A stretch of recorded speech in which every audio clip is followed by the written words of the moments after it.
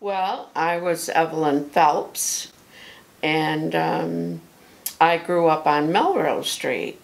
And it was a very nice neighborhood, and my mother and father had 10 children, and I was the very last. When did you work at the Adams Theater?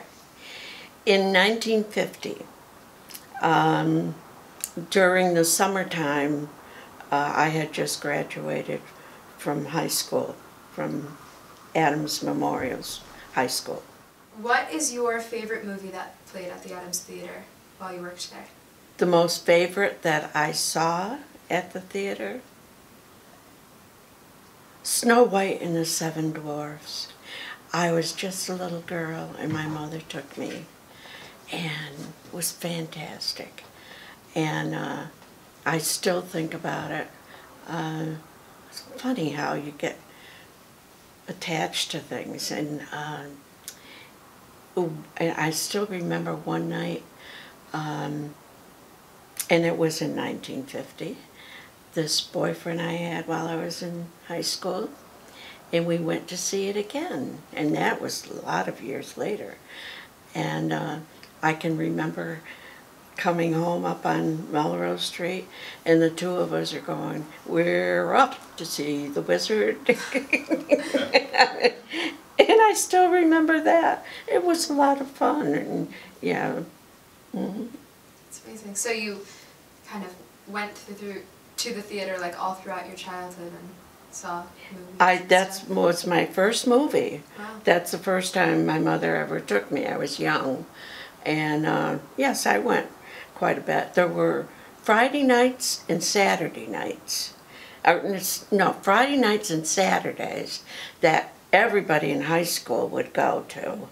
Friday night was gang night, you know, and that was when the older teenagers would just meet there, you know, accidentally meet there and sit in the back seat or you know, further down and just have a lot of fun.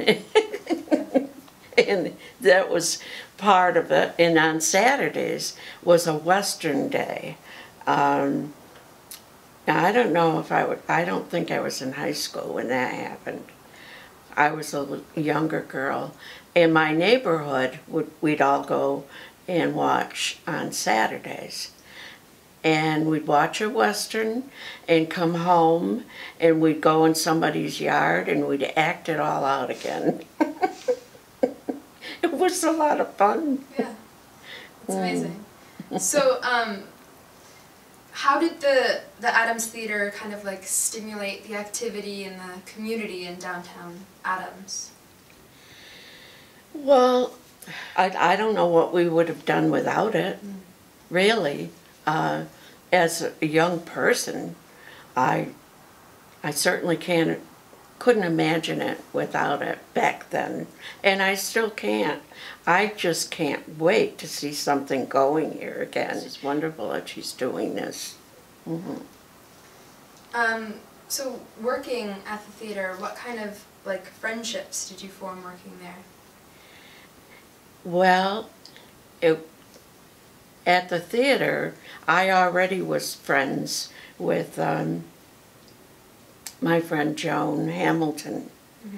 And we were friends all the way through high school. And I would stop by her house with other friends one afternoon. If we didn't go to school or something, it wasn't too important to be there. It was just study or something, you know, and we'd all get together. Do you remember going to the theater and spending almost all day there, seeing one movie after another? And maybe, did you see newsreels? Oh, the newsreels were really something.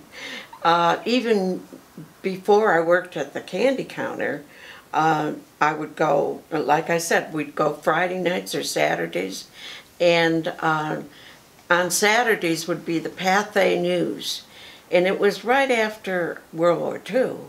So during World War II, we saw the Pathé News, and a lot of times I would be really looking, and all the other children did too, to see if we saw our brothers or something there, you know?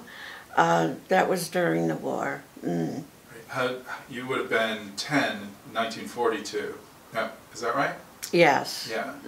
So in these times of austerity, it was probably a great treat to go to the movies. How much, do you remember how much it was to go? Oh, a quarter.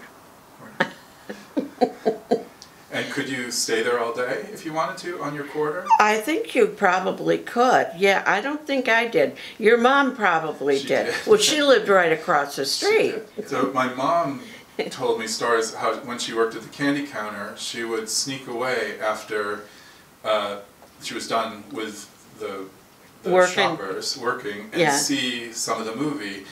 But she would only see the middle of every movie. She missed the beginning and the end because she would have to be at the counter. What was it like for you working at the candy counter? I was always kind of a social person. And Fritzy Gregoire, who was in my class, and he was the one that ripped the tickets up at when you came in to the theater. And he had a jacket too. When Emil Willett is the one that I worked for, because he was managing the theater then, and he was a crackerjack. Everything had to be just so. You had to do your job. He didn't like it when, well, unless his wife Loretta was working with me, then she would talk too, so. He ran a tight ship? Well, yes, he did. He ran a tight ship. Mm-hmm. And they must have just renewed it at that time, because I can remember everybody was talking about it, how the ladies' room upstairs, and it was beautiful. They had stairs going up, a nice lounge for the girls, and the bathrooms, and it was very nice. It was really pretty, very nice. And I remembered the marquee. It was a blue glass, and off-white in between, but more blue out in the front. And I don't know why I remember it so well, but it was pretty. We had a movie playing that was Cheaper by the Dozen. It was the original one, not the one with Steve Martin, but the original one with Clifton Webb and Myrna Loy, I believe. And, well, this fella that lived in town, Ed DeGear, he had a truck. And so Emil hired him, came down, and I was Mr. and Mrs. whatever the characters were at the beginning. I don't remember the names, but I remember the movie. It was very good. And we all got in the truck, a lot of kids in the back and everything, and we rode around town with signs to advertise the movie. That was fun. That was fun. This is Dick Vinslet, and I think he had, he helped with at the theater too. I don't know whether he took tickets and that. They also had a little ticket booth right out on the sidewalk, kind of. That's where you bought your tickets, and then you had to walk in for a little ways. And they were always nice ladies that worked, and I remember that candy counter well. Slid back, we had to do it a certain way, and Emil's wife Loretta was right there to show us what to do. Yes, and here working, and I thought it was Joni, but it isn't. She looks a little like my mom, but I think my mom took the picture. Oh, she took the picture. Or maybe my uncle Martin did, because he was an usher at the theater. Yes, he might have taken that's right. Buddy was an usher also, and Jean Claudel, and we chummed together. Yeah. That's why I thought maybe it was. Of course, she looked a lot different than Martin before you knew her. Right. Yeah. Yeah. So maybe it's my mom, but I'm not sure. And my mom had a great fondness for, I don't know if I'm pronouncing it, snow caps or nonpareils or whatever. She loved those from working at the theater. She might have saved all her money and bought those after work. What was your favorite candy? Oh. Do you remember? I think I liked a Mars bar. I like coconut. Yeah. Or something with coconut in it. And so I've had a very, very full life and very wonderful. And I've had 17 grandchildren. I have 17. We've been very lucky, and I have 5 great-grandchildren too. And I just think it's wonderful. And they still put up with me. And that's my story, and I love the town of Adams. I love being Catholic. I love being an Adamsite. I love being Mrs. Degen. Well, everybody likes Henry Fonda. I do too. Clark Gable, I liked him a lot.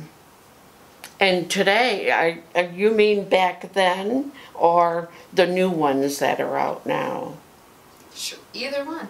Oh, Meryl Streep, I really think she's a great actress. And I liked Katharine Hepburn. And very serious, Tom Hanks, you know, he's just wonderful. Gary Cooper was another good actor. And you kind of talked to us about how the Adams Theater, when you worked there, was kind of this hot spot for kids your age to go, and it was like a nice stimulation to the community. So what do you think will be key in the success of the revival of the Adams Theater, and how can it kind of provide that type of community nowadays? Yina's doing a wonderful job. I'm so happy that we have someone that wants to do this. Oh, if I were younger.